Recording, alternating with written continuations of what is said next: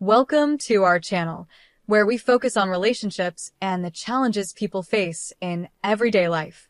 Today's video will dive into the ups and downs of managing a busy career while maintaining a strong relationship.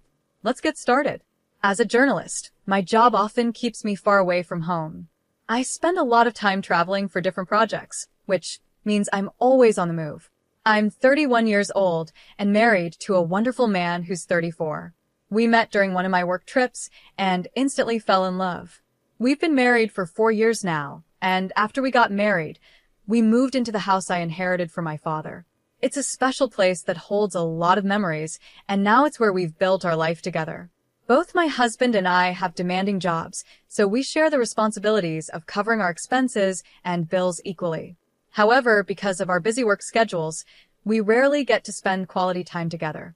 We're often away from home for long hours, and by the time we get back, we're too tired to truly connect. This has led to some arguments here and there, mostly because we feel like we're missing out on being together. But over time, we've managed to resolve these disagreements, so there haven't been any major issues in our marriage. For a while now, we've been planning a much-needed trip to reconnect and unwind. Unfortunately, our busy schedules kept getting in the way, especially because my work was really hectic. I had to move from one city to another for various assignments, so our road trip plans kept being pushed back.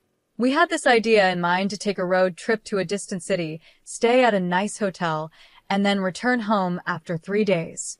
We promised each other that the moment we found a little free time, we would finally go on this trip. We even saved up some extra money so that we could treat ourselves to a stay at a 5-star luxury hotel and enjoy fancy dinners. Finally, the moment came. I got an opportunity to return to my hometown for work, and I managed to apply for a 4-day holiday. I was thrilled. I packed all the essentials, and my husband and I set off on the road trip we had been eagerly waiting for. The excitement was real as we started our journey. We took turns driving, played our favorite songs, and spent the drive laughing and talking about everything under the sun. It felt like we were finally able to let go of all the stress and enjoy each other's company. It was one of those moments that made me feel like life couldn't get any better. After a long drive, we finally reached our destination and checked into the hotel. Luckily, we had booked our room online in advance, so everything was ready when we arrived. We were both so excited to spend this time together and create new memories, not knowing what surprises life had in store for us. We arrived at our hotel room, feeling exhausted from the long journey, but excited for the time we were finally going to spend together. After freshening up, we got dressed and decided to head down to the hotel's restaurant for dinner. The atmosphere was perfect, and we were both in great spirits. As we sat there, enjoying our meal, we talked about all the lovely memories we had shared over the years. It felt like everything was falling into place, and the evening was blissful. We were both so happy to be there, just the two of us, away from all the stress of daily life.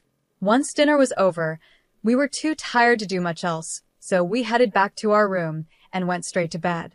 I remember thinking how perfect the day had been as I drifted off to sleep, grateful for this rare moment of peace. The next morning, when I woke up, something felt off. I reached out to the side of the bed where my husband had been sleeping, but he wasn't there. At first, I thought he might have gone to the bathroom, so I waited for him to come back. But after a while, it felt like he was taking far too long. I started to worry, so I got up and knocked on the bathroom door. There was no response. My heart started to race, and I felt a knot forming in my stomach. I slowly turned the knob and opened the door, but to my shock, the bathroom was empty. My husband wasn't there. Panic started to set in as I quickly got dressed and rushed out of the room to look for him. I tried calling his phone, but the call wouldn't go through. His number was unreachable. My mind began racing with all kinds of terrible thoughts. Where could he have gone? Why wasn't he answering? I was so scared that I started asking random people in the hotel if they had seen him. I even checked with the front desk, hoping he might have gone out for a quick errand, but no one had any information. Growing more anxious by the minute, I ran to check the rental car we had parked outside the hotel. To my horror, the car was gone. My mind was spinning. Did he leave without telling me? What was happening? I thought maybe it was best to wait in the room, thinking he might return soon, but I couldn't calm myself down. The anxiety was eating me up inside, so I decided to leave the hotel and continue looking for him. With very little cash on me and no idea where to go, I somehow managed to find a way to get back home, hoping I would find answers there. When I finally reached home, I noticed that the door was already unlocked. My heart was pounding in my chest as I cautiously stepped inside, not knowing what to expect. As I entered the house, I saw my husband lying on the floor, crying and struggling to breathe.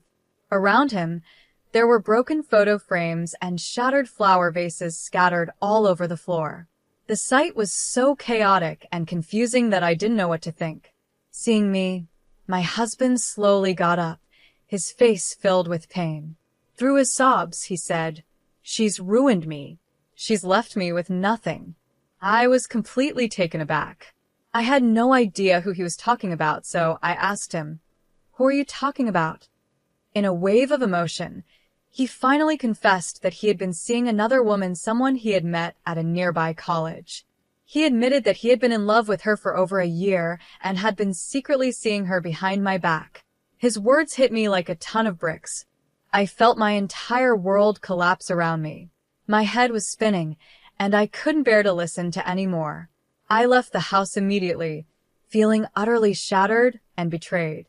Since that moment, I've been staying at a friend's place, unable to face my husband after everything that has happened. When I finally collected myself enough to confront him, he had the nerve to blame me for his affair. He said that I was never there for him, that I was too absorbed in my work to notice he needed someone by his side. He claimed I was too focused on my career, saying I had no real value for our relationship. Hearing those words only made the betrayal cut deeper. How could he say that? How could he blame me for his own choices? I had always thought we were a team, but now I feel like I never really knew him at all. I just can't wrap my head around this. How could the man I fought for, the man I stood up to my parents for, be the same person who betrayed me like this? I argued with my family to marry him because I believed in our love, believed he was the one I wanted to spend my life with. Every part of my life revolved around him. I cared about him so deeply and put my whole heart into making our relationship work. While I was giving everything to our marriage, he was off with someone else, someone much younger, being intimate with her while I was completely unaware. What makes it even worse is the thought that our house, our bedroom, was being used behind my back when I wasn't home. Just imagining that freaks me out. How could I have been so blind? Looking back now, I realize there were small signs, tiny hints here and there that something was wrong, but I never gave them enough attention. I ignored the gut feelings and trusted him completely. Now, I feel like such a fool. I can't even look at myself in the mirror because I feel like I was being played this whole time, like I was a clown in this twisted game. And to think, he had the audacity to confess everything to my face. He told me that he fell in love with this other girl, a girl who ended up leaving him for someone else. Now he's sitting here, heartbroken, crying about his loss, as if that's supposed to make me feel sorry for him. How can I even process this? How could he tell me he loved someone else while still being married to me? And now, he's heartbroken because she left him? The whole situation is so absurd that I can't even comprehend it. So, here's the latest update on my situation. My husband came to me recently, begging me to take him back. He's claiming that he made a huge mistake and that he's ashamed of what he did. He keeps saying that everything that happened was just a terrible blunder and he never intended to hurt me. But while he's apologizing, he has the nerve to tell me that I'm partly to blame for all of this. According to him, if I had been more aware or vigilant, I could have figured out his affair much earlier. He even had the audacity to say that it was my carelessness and lack of attention that drove him to cheat.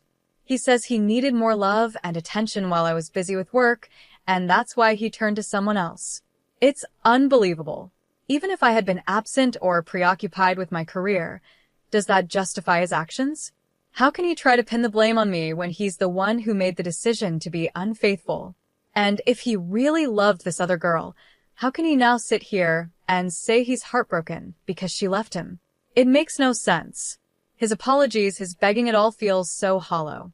Now, he's saying we should try to fix our marriage, that we can work on things and make them better. But how can I see a future with someone who has betrayed me like this?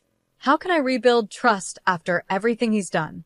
I knew deep down that I couldn't continue living this lie, so I finally gathered the strength to file for divorce.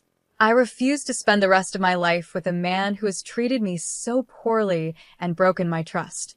As soon as he found out that I had filed for divorce, he went completely off the rails. He started acting irrationally, calling me nonstop even though I refused to answer. When I didn't pick up, he took it a step further, calling my friends, my parents, even some of my coworkers, trying to turn them against me. He's been telling everyone that I was never really committed to the marriage, that I was always looking for a way out. He's trying to paint me as the one who is at fault, when in reality, it's him who destroyed everything. I can't believe this is my reality.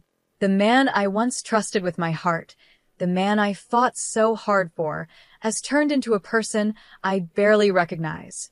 His actions have shown me that he's not the man I thought he was, and I know now that staying in this marriage would only bring me more pain. I deserve better than this, and I'm determined to move forward and rebuild my life without him. When I finally have a small reason to stand up for myself, he accuses me of creating a mountain out of a molehill. As if that wasn't enough, he's also questioning my character now. He's been telling people that I work with male colleagues and travel with them, implying that I'm somehow untrustworthy. Hearing this broke my heart into a million pieces. How could he say such things about me? I've always been respectful, always honored our relationship, and never gave him a reason to doubt me. Yet, here he is, tearing me down and attacking my character, all because I dared to stand up to him. I can't believe this is the same man I fell in love with, the man I fought so hard to marry. He used to be my whole world, someone I thought about constantly, someone I built my life around. But now, it feels like he's become a stranger. How could he stoop so low as to insult me like this? He doesn't even think before speaking these hurtful things. To make matters worse, my parents called me, asking me to reconsider my decision to divorce him. They believe that, in every way, we are perfect for each other, and that I should give him another chance. They're worried about what my life will look like after the divorce. They think I'll be the one to suffer while he moves on and finds another woman, just like he did before. But the truth is, I don't care anymore. He could find himself 3 new women, for all I care, and it wouldn't make a difference to me. There's no room for him in my life anymore. I don't understand why my parents want me to stay stuck in this toxic situation with a man who has proven himself to be immature and unfaithful. I'm a well-established woman. I have a good job, a stable income, and I own my house.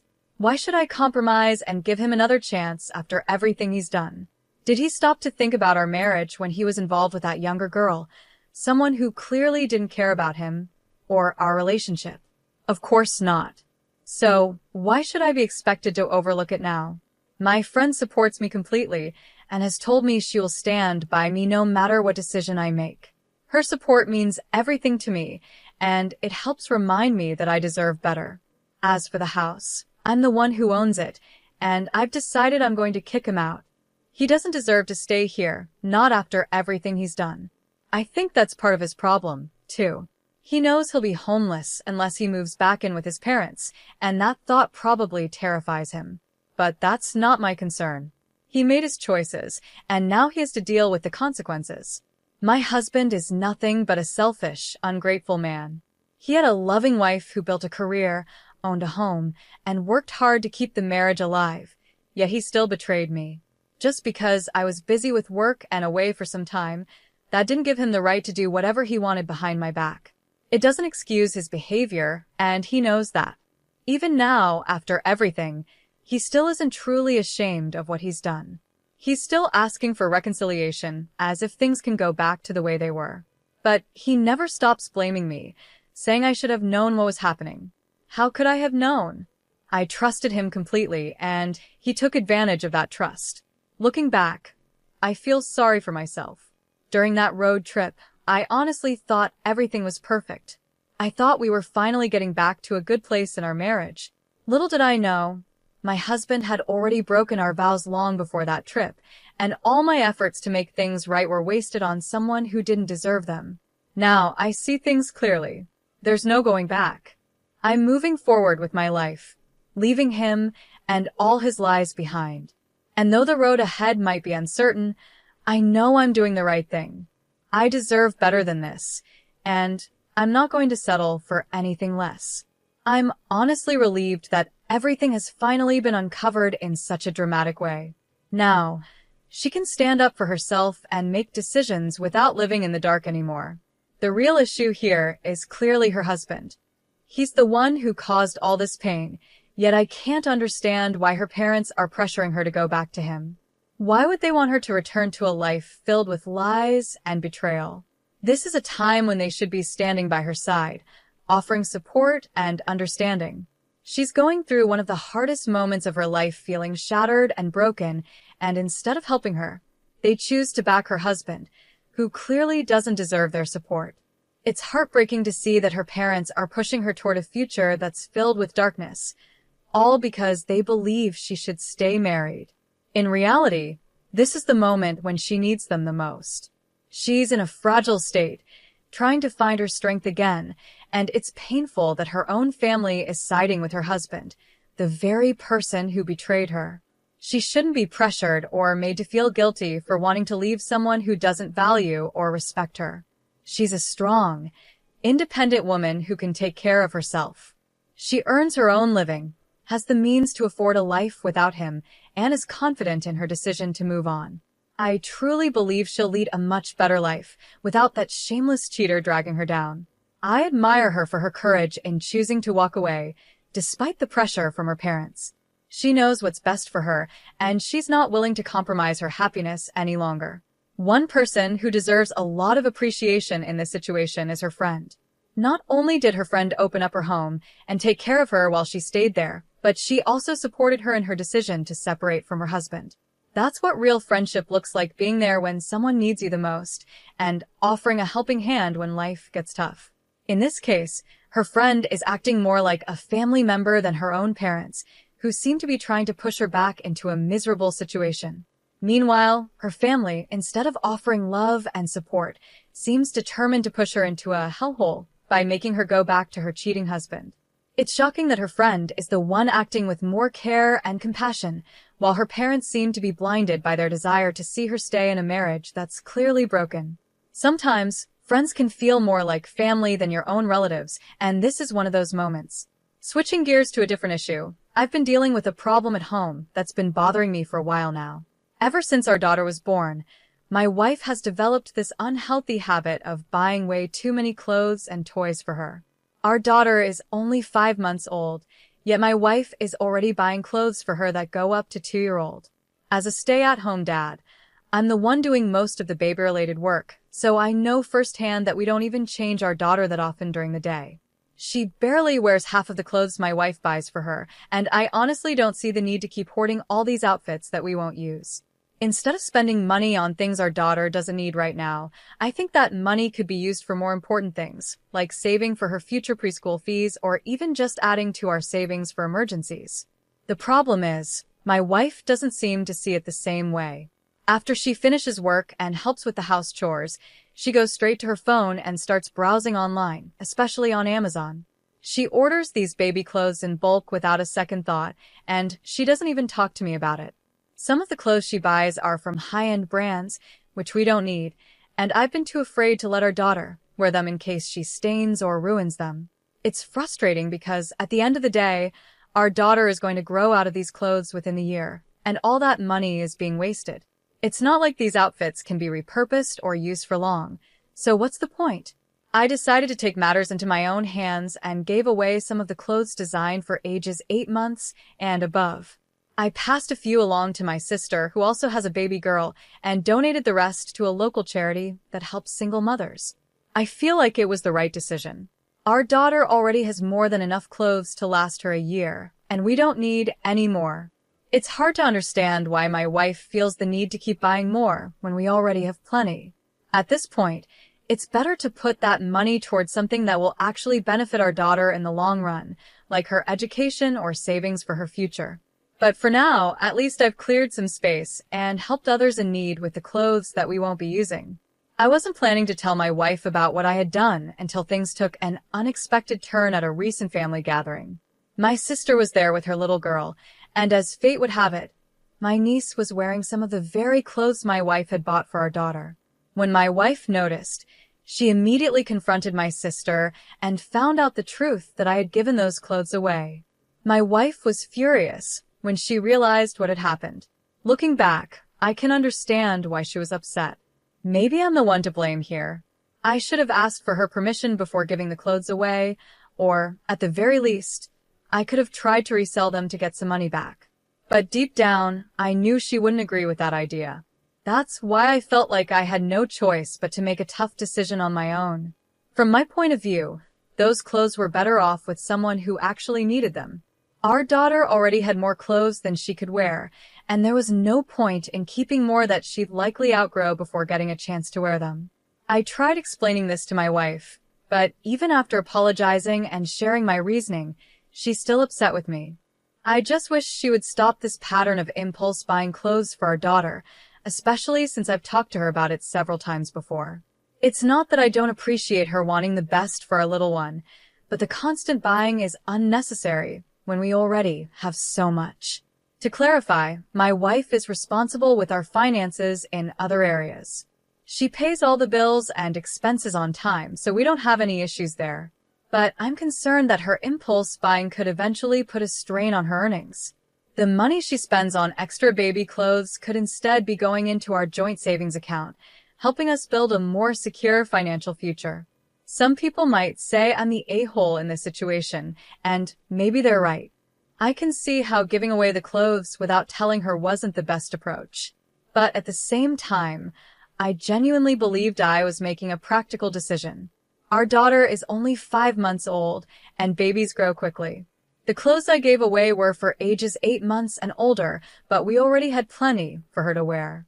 I figured it made more sense to give them to someone who needed them, rather than just letting them sit there unused. But then again, maybe I got it wrong. Some might say that it's completely ridiculous to give away brand new clothes that would fit our daughter in just a few months. After all, baby sizes aren't always consistent, and kids go through growth spurts all the time. I guess I didn't fully consider that we'd need to have the next couple of sizes available for when she grows into them. It's not like my wife was buying clothes that were way too big or completely unnecessary. Having clothes ready for the next stage is practical, and by giving them away, I may have created more of a problem. Now, in a month or 3, my wife might have to buy even more new clothes, which will cost us even more money. Another thing I didn't think about is that I've been hesitant to put our daughter in some of the nicer outfits my wife bought, just because I'm afraid she'll stain them. But now I realize how silly that sounds. She's a baby. Of course, there are going to be messes. If the money has already been spent on these clothes, why not let her wear them? Whether it's a $10 onesie or a designer outfit, she's going to outgrow it in no time anyway. A stain here, or there isn't going to matter in the long run. I should have just put her in the clothes, taken a few cute pictures, and let the inevitable mess happen. Babies are messy. That's just a fact of life. What I should have done from the start is have a grown-up conversation with my wife. We could have talked about setting a budget for baby clothes and discussed whether buying high-end brands was really worth it.